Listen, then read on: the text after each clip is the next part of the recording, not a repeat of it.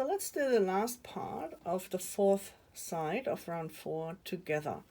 I've already made the single crochet in the back loop only, and I've worked the half treble 0 minus 2, and then we have a single crochet, and now I'm going to work into that front loop with a stitch marker, and again that's going to be a half treble 0 minus 2. And remember to skip the stitch behind here, and I'm going to take out the stitch marker now, and I want to place it in this stitch, but let me do the back loop first. Let me go in the back loop first,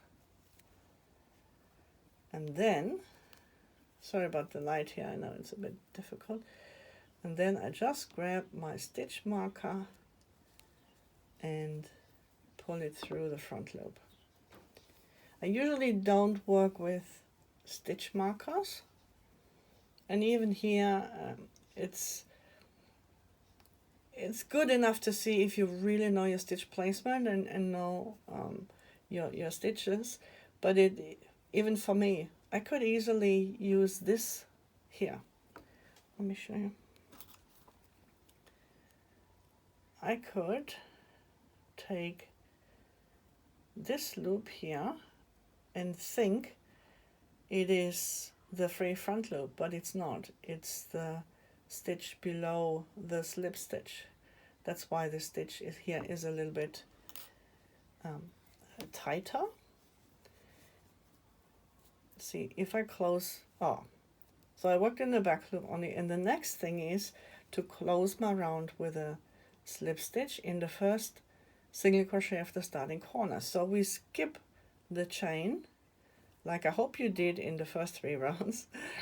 Skip the chain and slip stitch into this stitch here. And what happens then is that automatically this stitch seems a little bit tighter. And what we also have is a copy underneath of that. Let me take it out again. Of that loop here. So we go around this loop, and then this loop from the chain can look like a free front loop. Okay, so this is why